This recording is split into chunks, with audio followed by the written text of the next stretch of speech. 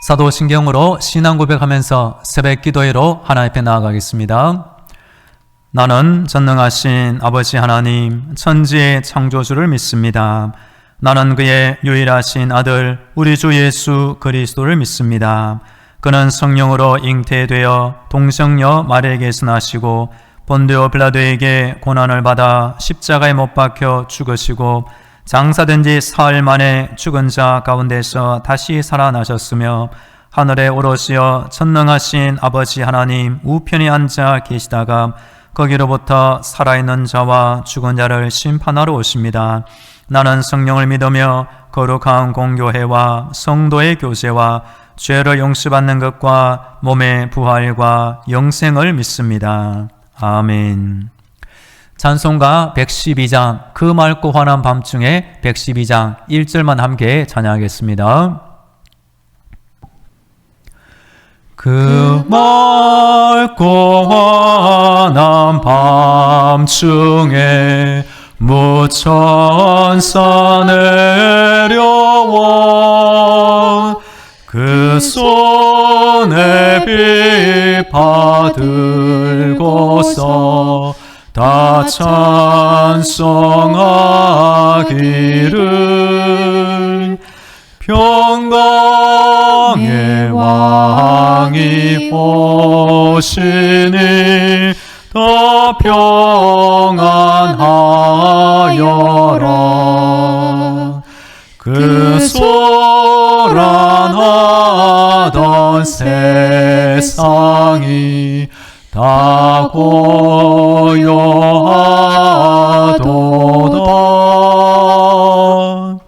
아멘. 오늘 우리에게 주시는 하나님 말씀은 신약의 누가복음 1장입니다. 누가복음 1장 1절부터 17절까지의 말씀을 봉독합니다.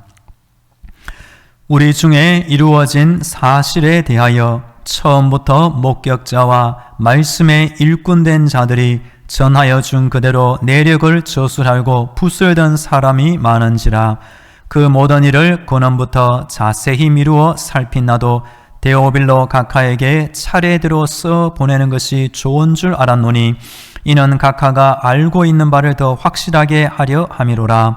유대왕 헤롯 때에 아비야 반열에 제사장 한 사람이 있었으니 이름은 사가랴요 그의 아내는 아론의 자손이니 이름은 엘리사벳이라. 이 두 사람이 하나님 앞에 의인이니 주의 모든 계명과 규례대로 흠이 없이 행하더라. 엘리사벳이 잉태를 못함으로 그들에게 자식이 없고 두 사람의 나이가 많더라.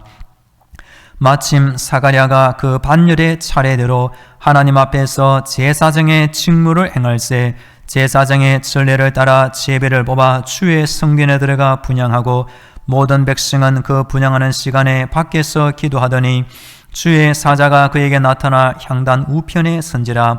사가랴가 보고 놀라며 무서워하니 천사가 그에게 이르되 사가랴여 무서워하지 말라. 너의 간구함이 들린지라. 내 아내 엘리사벳이 내게 아들을 낳아주리니 그 이름을 요한이라 하라. 너도 기뻐하고 즐거워할 것이요 많은 사람도 그의 태어남을 기뻐하리니 이는 그가 주 앞에 큰 자가 되며 포도주나 독한 술을 마시지 아니하며 모태로부터 성령의 충만함을 받아 이스라엘 자손을 주 곧 그들의 하나님께로 많이 돌아오게 하겠습니다. 그가 또 엘리야의 심령과 능력으로 주 앞에 먼저 와서 아버지의 마음을 자식에게 거스르는 자를 의인의 슬기에 돌아오게 하고 주를 위하여 세운 백성을 준비하리라. 아멘. 할렐루야. 하나님께서 우리의 기도를 듣고 계시며 응답하고 계십니다. 오늘도 하나님의 전신갑주와 예수님의 비보혈로 무장되어 승리하기를 축복합니다. 오늘은 월요일입니다. 이번 한 주간 날마다 기도하시고 날마다 응답받으며 살면 좋겠습니다. 우리는 지금 절기로 대림절을 보내고 있습니다. 다음 주가 대림절 넷째 주일이고 그 다음 날이 성탄절이 됩니다. 그래서 이번 주는 누가복음 1장과 2장을 본문으로 세례 요한과 예수님의 출생 주제로 말씀드리기 원합니다. 오늘은 첫 번째 가브리엘 천사가 세례 요한의 출생을 미리 알려주는 장면으로 말씀을 드립니다. 오늘 본문 1절과 2절 제가 다시 읽어보겠습니다. 우리 중에 이루어진 사실에 대하여 처음부터 목격자와 말씀에 일꾼된 자들이 전하여 준 그대로 내력을 처술하려고 붓을 든 사람이 많은지라. 아멘. 하나님께서 인간을 창조하시고 여러 복을 주신 것 가운데 하나가 글을 쓰게 된 것이라고 저는 생각합니다. 우리가 성경 말씀을 통하여 믿음을 갖게 되고 예수님을 알게 되기 때문입니다. 우리가 태어나기 전 조선시대 1600년대에 하멜 표류기라는 기행문 책이 생기게 되었습니다. 1653년 네덜란드 동인도 회사 소속의 핸드릭 하멜이 일행 30여 명과 함께 일본으로 가다가 조선 앞바다에 표류하여 우리 땅을 밟게 되었습니다. 당시 서울로 압송되어 우리나라에서 억울하게 13년 20일 동안 노역을 하게 되었다는 것입니다. 그 후 다시 일본에 가게 되었고 네덜란드에 도착하여 하멜 표류기라는 책을 쓰게 되었습니다. 그 책 안에 당시 조선시대에 대하여 몇 줄 제가 빨리 읽어드립니다. 조선의 언어는 다른 나라의 언어와 다르다. 똑같은 것을 가리키는데 여러 가지 다른 이름을 사용하기 때문에 배우기가 어렵다. 보통 사람들은 말을 상당히 빠르게 한다. 고관들이나 학자들은 천천히 느리게 한다. 백성들이 주로 쓰는 문자는 배우기가 매우 쉽고 어떤 사물이든지 쓸 수 있다. 그들은 이 글씨들을 붓으로 매우 능숙하게 빨리 쓴다. 그들은 옛날 문서나 책들을 많이 보관하고 있으며 이것들을 매우 소중하게 다루는데 왕자들이 감독하고 있다는 사실로 보아 알 수 있다. 1600년 중반에 하멜 표류기의 책을 통하여 조선시대의 단면을 우리는 얼핏 엿볼 수가 있는 것입니다. 그 가운데 왕자들의 책임하에 옛날의 고문서나 여러 책을 잘 지키고 감독하게 하였다는 것입니다.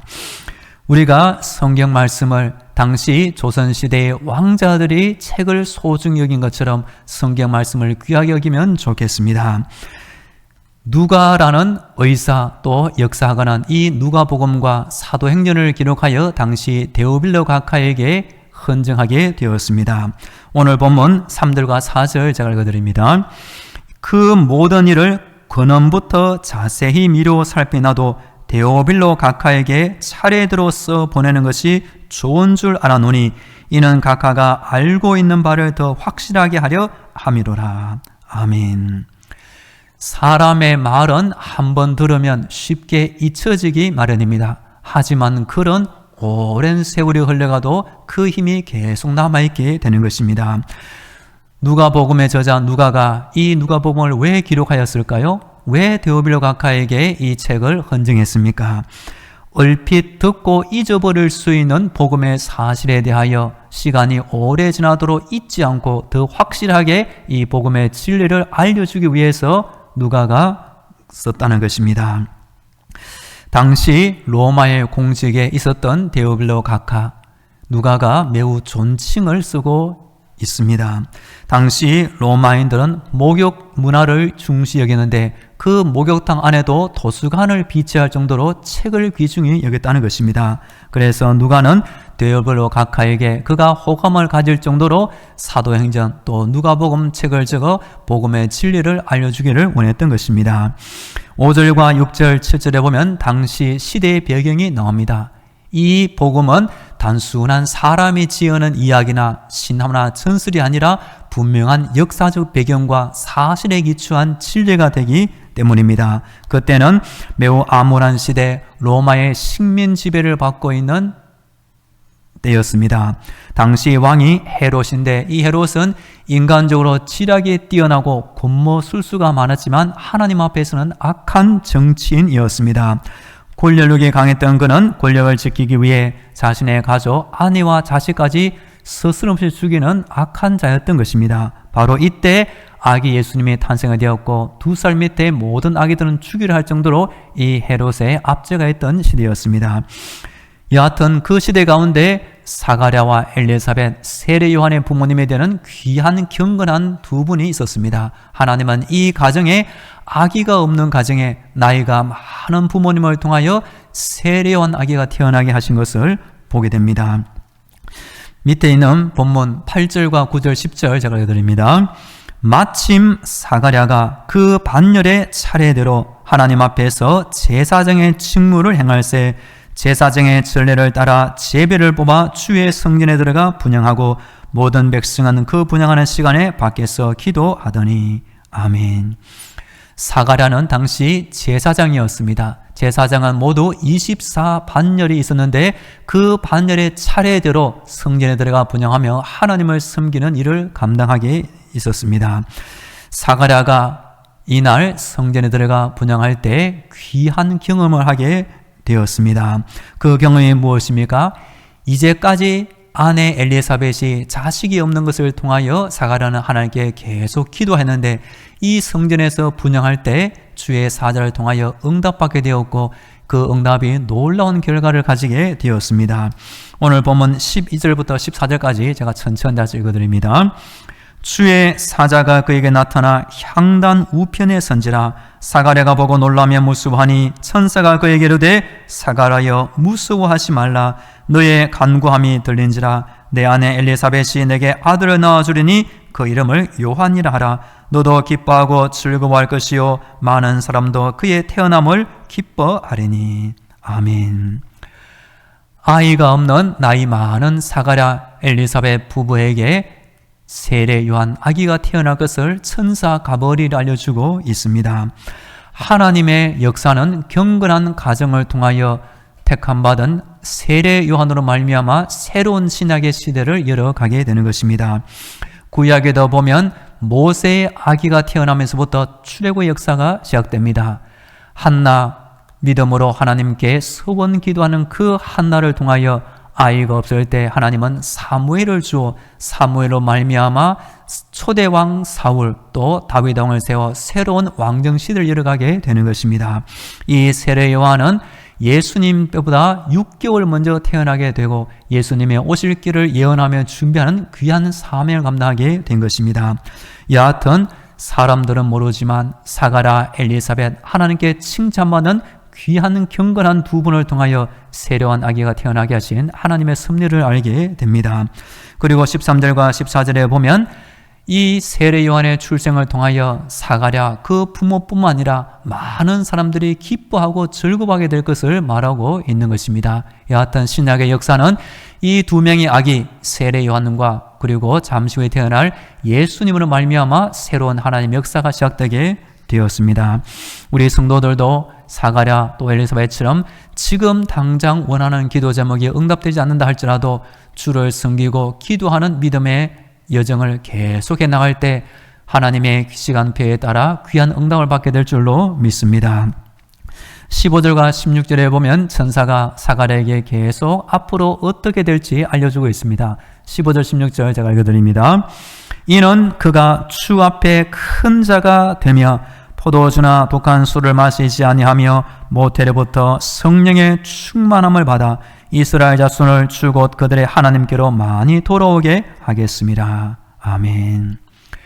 지금 나이가 많고 아이가 없습니다. 하지만 1년 후에 아이가 태어나게 될 것이고 그 요한 아기는 하나님 앞에서 큰 자가 될 것이다.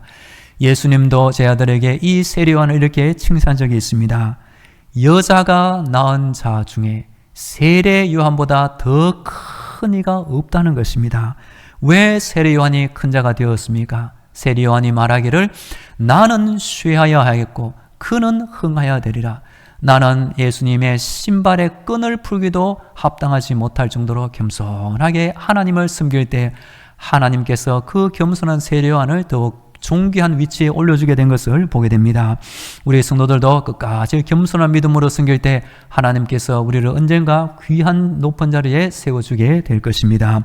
이 세례 요한 아기는 구약의 나실린처럼 포도주나 독주를 멀리하게 되고 성령으로 충만을 받게 되는 것입니다. 모태로부터 성령의 충만함을 받아 이 세례 요한은 태어나기 전에 엄마 뱃속에 있을 때부터 성령의 충만함을 받은 것입니다. 우리 성도님들도 자녀가 출산하기 직전에 엄마 뱃속에 있을 때부터 기도하고 찬송하고 성경책을 많이 읽어주기를 축복합니다. 모태로부터 성령의 충만을 받을 수가 있기 때문입니다.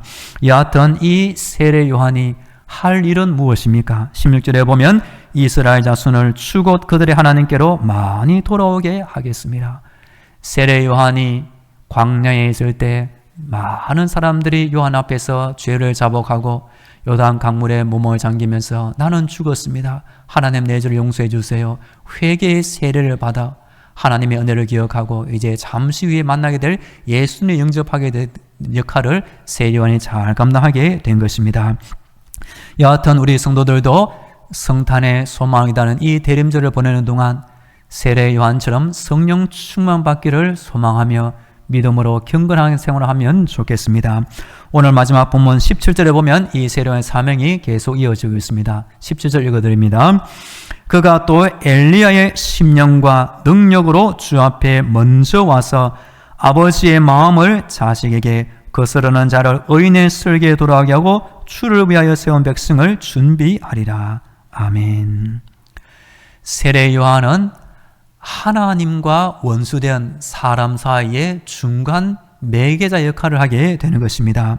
지금 현재는 아버지와 자식의 등을 돌리고 있을 때 그 중간에 세례 요한이 다 와서 아버지의 마음을 다시 자녀에게로 또 자녀의 마음을 아버지로 향하게 하는 이런 하나님과 이스라엘 백성 사이의 관계를 화목케 하는 역할을 세례 요한이 감당하게 된다는 것입니다.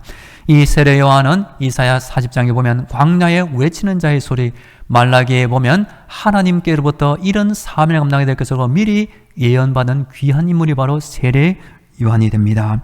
그리고 세례 요한보다 6개월 후에 우리 아기 예수님이 탄생하게 되는 것입니다. 여하튼 우리 예수님도 예수님 탄생하기 전에 천사 가브리엘을 먼저 보내 사가랴 엘리사벳 가정에게 세례 요한 아기가 태어나게 될 것을 미리 알려주고 있는 것입니다. 우리는 지금 대림절을 보내며 아기 예수님의 성탄을 기다리고 있습니다. 누가복음을 통해서 알게 되는 사실이 있습니다. 하나님은 필요한 경우에 천사 가브리엘을 보내서 사람에게 세례 요한에 태어나게 될 것이다 알려주게 되는 것입니다. 나중에 이 가브리엘 천사는 예수님의 어머니 마리아에게 찾아가 또다시 아기 예수님의 탄생을 예고해 주게 되는 것입니다.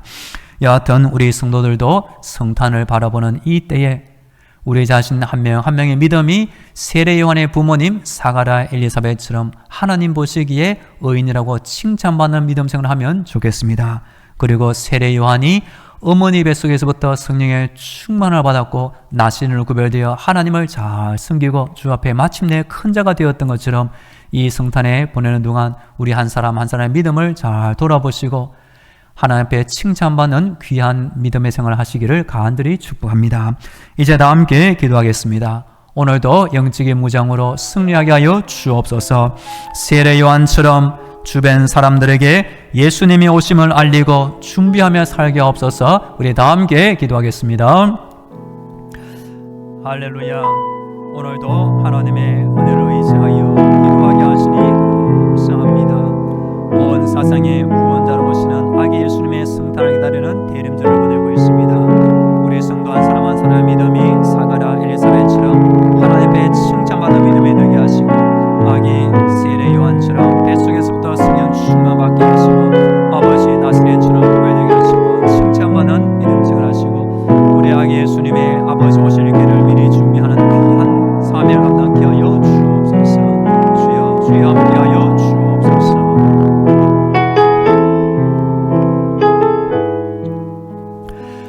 이어서 우리 교회와 성도들을 위해 기도하겠습니다. 이번 한 주간 우리 당진만원교회를 지켜주옵소서. 담임 목사님을 지켜주옵소서. 모든 성도들의 가정과 자녀들, 직장과 사업들을 돌보아 주옵소서.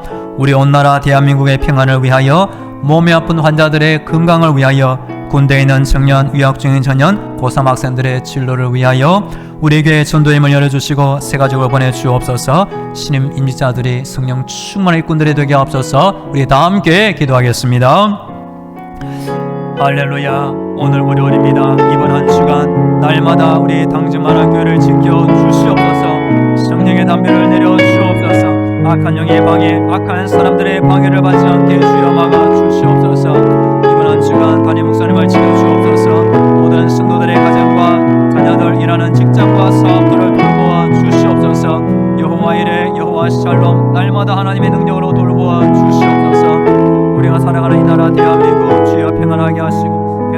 마음이 단합되게 하시며 악한 사람들의 악한 뜻대로 이 나라가 흘러가지 않도록 주여 막아 주시옵소서. 우리 교회 몸이 아픈 환자들이 있사오니 주여 주어지는 이 때에 주여 더욱 건강으로 돌보아 주시옵소서. 날마다 쓰임을 주시고 아픈 것 병든 것을 다 고쳐 주시옵소서. 잠시 교회를 떠나 있는 군에 있는 청년, 유학 중인 청년, 어느 곳에 있든지 함께하여 주옵소서. 직장 관계로 출타하거나 아버지의 출장 중에 있는 성도, 어느 곳에 있든지 하나님을 의지하며 잘 감당케 하여 주시옵소서. 고3 학생들이 있사오니 아버지 대학 진로를 인도하여 주시며 꼭 가야 할 귀한 곳으로 친히 인도하여 주시옵소서. 주여 우리 교회 신임 임직자들이 있사오니 아버지의 성령 충만히 일꾼되게 하여 주옵소서. 주여 함께하여 주옵소서.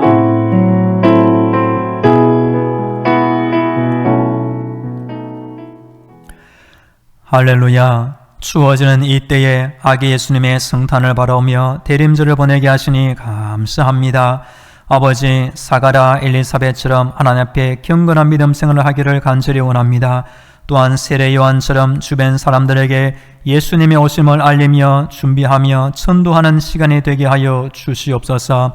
이번 한 주간 날마다 우리 교회를 지켜주시고 담임 목사님과 모든 성도들의 가정, 자녀, 직장과 사업도 주의 능력으로 함께하여 주시옵소서. 추워지는 이때 우리에게 몸이 아픈 환자들이 있사오니 날마다 새 힘을 주옵소서. 아픈 것 병든 것 주의 능력과 사랑으로 다 치유하여 주시옵소서.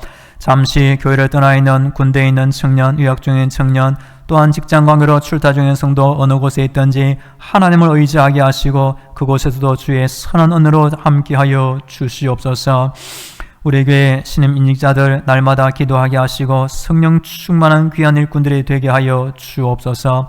오늘도 우리나라 대한민국 안에 하나님의 이름을 의지하며 기도하는 선한 백성들이 많아지게 하여 주옵소서. 이 하루 우리 교회 앞 오나는 많은 불신자들도 우리 교회를 보면서 예수 믿고 구원받게 하여 주옵소서.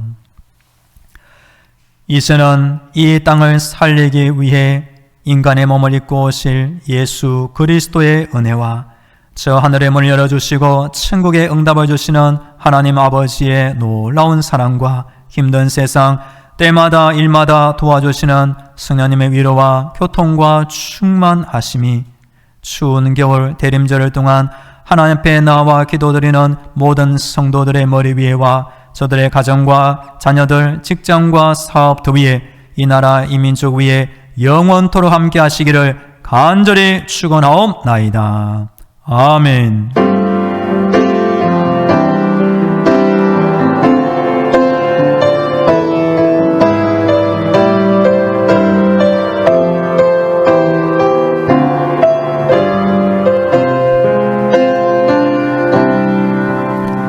계속 개인 기도로 하나님의 은혜를 간구하겠습니다.